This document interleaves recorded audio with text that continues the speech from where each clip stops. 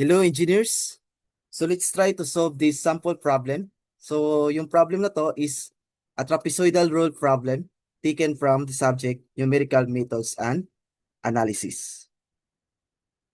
So yung problem natin is approximate the integral of square root of x dx with limits from 0 to 2 using trapezoidal rule. Use subintervals n is equal to 5. So let's use our Caltech solution. Then, sa calculator natin, enter natin yung mood, tapos 7. Mood, and then 7.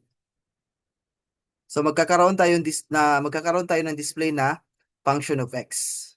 Then, input natin yung function natin. Function of x is equal to square root of x. So, input square root of x.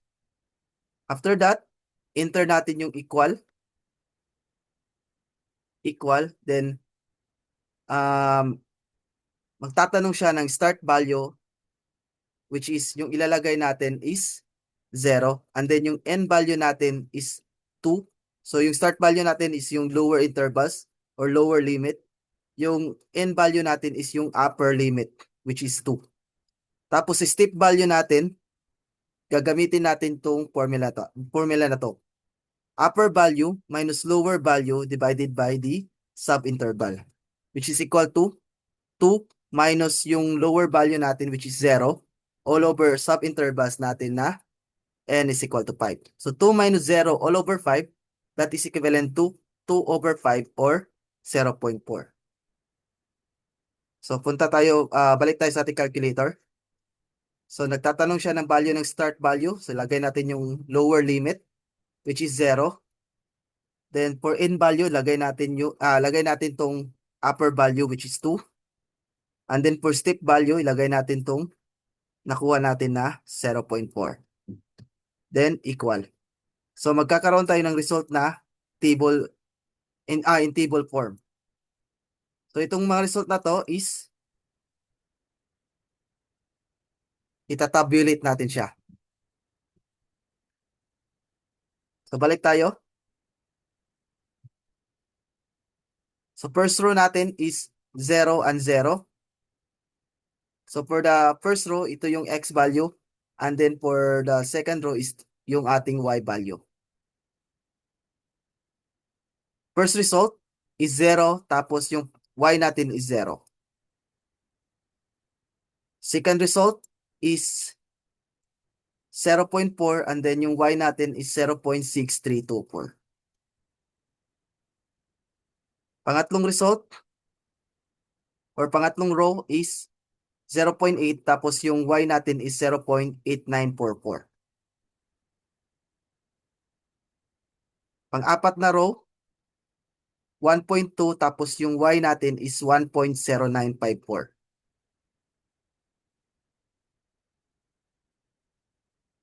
Pang-limang row is 1.6 tapos yung y natin is 1.2649.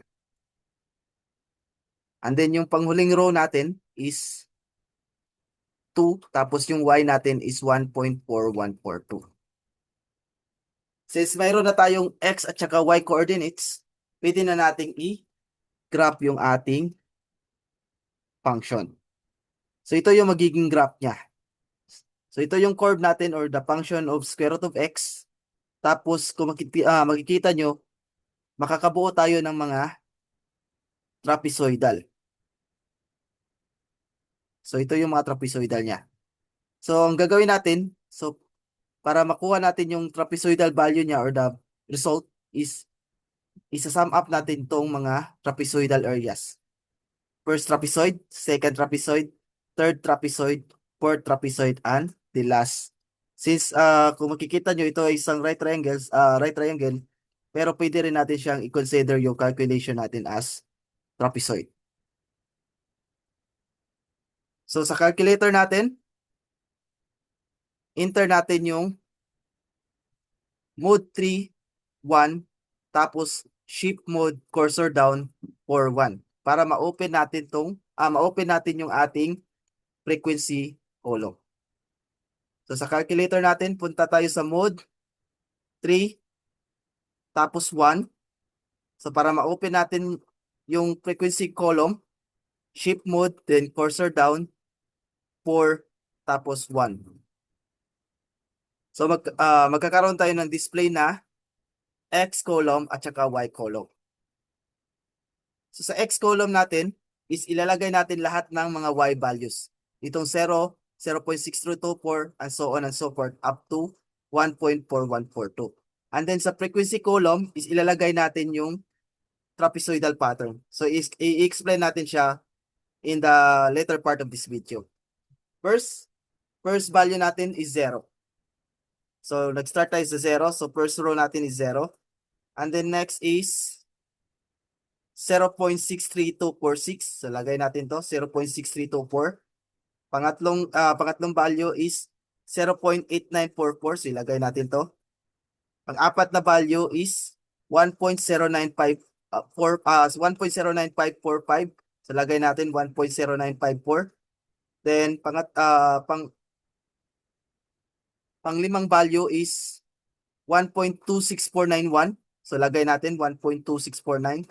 And then yung panguling value is 1.4142. So ilagay natin 1.4142. After that, ito namang mga frequency column. So sa frequency column is ilalagay natin itong ating tinatawag na trapezoidal pattern. So ito yung ating trapezoidal pattern. We have 1, 2, tapos 1. So ito lang yung tatandaan natin dito. Pag trapezoidal rule yung isi-solve natin, yung magiging frequency niya is 1, 2, and 1. So yung 1, gagamitin natin siya as frequency of the first row. And then yung isang 1 naman is gagamitin natin as frequency of the last row. And then yung 2 is yung magiging frequency of the rows between the first and last. So first row is 1, last row is 1. And then yung in between the first and last is halos or 2 lahat. 2, 2, 2, 2. Ulitin lang natin. First row is 1, last row is 1, and yung mga between values is lahat is 2. Lahat 2 yung value. Okay, sa calculator natin, lagay natin, input natin to. 0, 0.6324, 0.8944, 1.0954, then 1.2649, and then 1.4142. Then frequency of the first row is 1. Frequency of the last row is 1. And then yung matitirang in between values is 2 lahat. 2, 2, 2. After that, enter natin yung easy.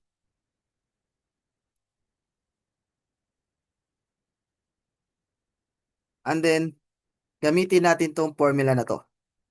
Summation of x times the steep value times the trapezoidal multiplier, which is 1/2. So input, summation of x times steep value natin, which is 0.4, times the multiplier natin na 1/2. So para palabas natin yung summation of x, enter lang natin yung shift 1, 3, 2.